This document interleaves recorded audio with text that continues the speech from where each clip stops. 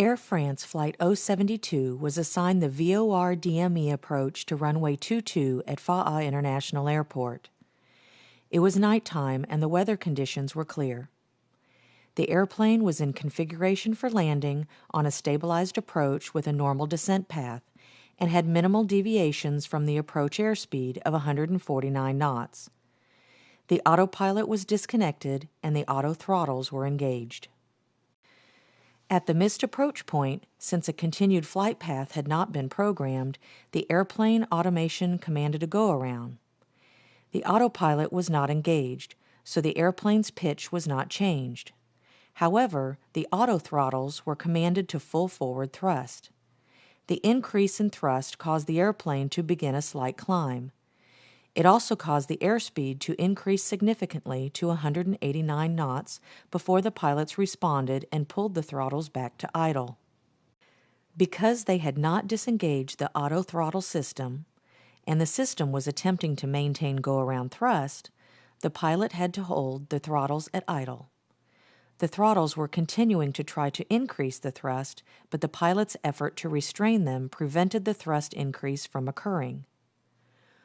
Holding the throttles at idle allowed the airspeed to decrease to 168 knots before touchdown. However, the touchdown airspeed was almost 20 knots faster than the calculated approach speed.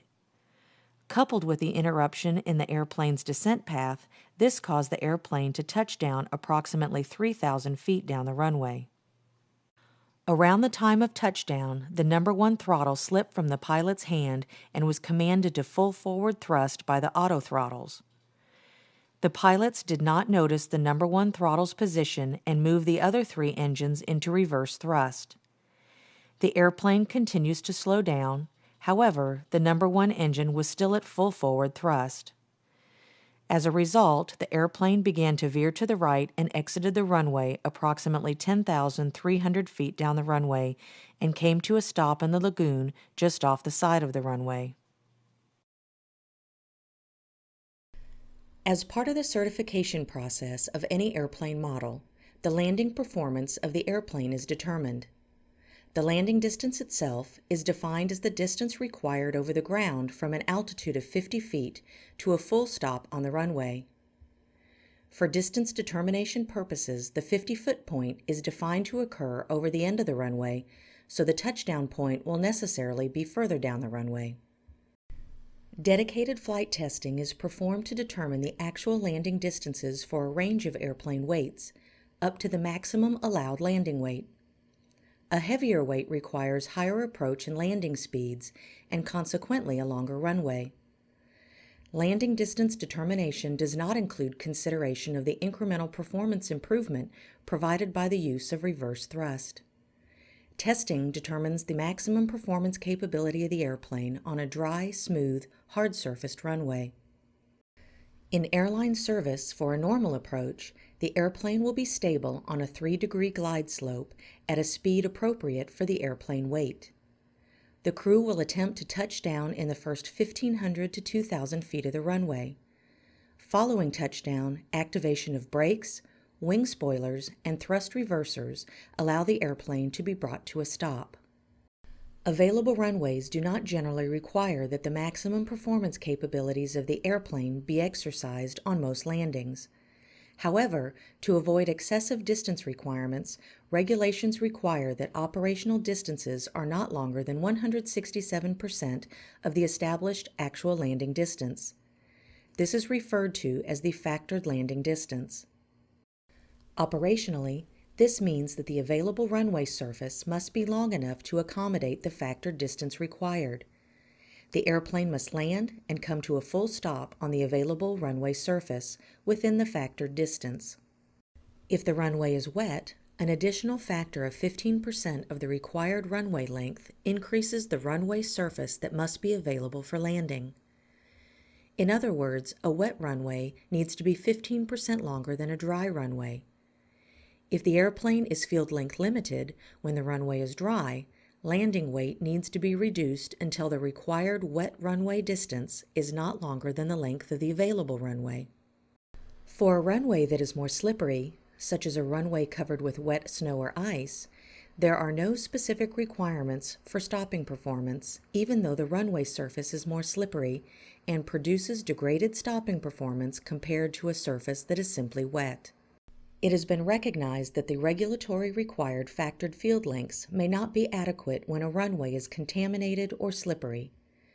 Guidance material is available from both the regulatory authorities and from airplane manufacturers relative to stopping capabilities and their optimization on runway surfaces that yield degraded stopping performance. Once an airplane is dispatched, including determination of the factored landing field length required, operational requirements allow a real-time field length assessment just prior to landing that will determine the actual field length required and to address the actual runway surface conditions. This landing assessment includes consideration of all deceleration devices, brakes, ground spoilers, and reverse thrust, utilizes real-time airplane weight and wind conditions, and yields a landing distance without factors. Operationally, based on the real-time calculations, as long as the airplane can come to a stop on the runway, a landing is authorized. In the case of Southwest Airlines Flight 1248, the operational performance computer yielded a landing distance that required almost all of the available paved surface. The landing was intended to be accomplished with automatically deployed ground spoilers, automatic braking, and use of reverse thrust. On touchdown, the automatic brakes began functioning and the spoilers deployed. The pilots were concerned that automatic braking was not providing the necessary deceleration and therefore disconnected the automatic brakes and began using manual braking. Thrust reversers were not deployed until 18 seconds after touchdown, resulting in an unintended increase to the required field length beyond the length of the available runway. As a result of this accident, the FAA issued a safety alert for operators recommending that real-time landing assessments include the addition of a 15% margin to the landing distance calculation. Operationally, when actual landing conditions were addressed, this would mean that the available runway was always 15% longer than necessary to come to a complete stop. The FAA determined that this 15% addition would provide stopping margin in the case of a single failure or degraded capability of other deceleration devices, or allow a crew to determine if the runway was not long enough and to divert to a facility that would allow a safe landing.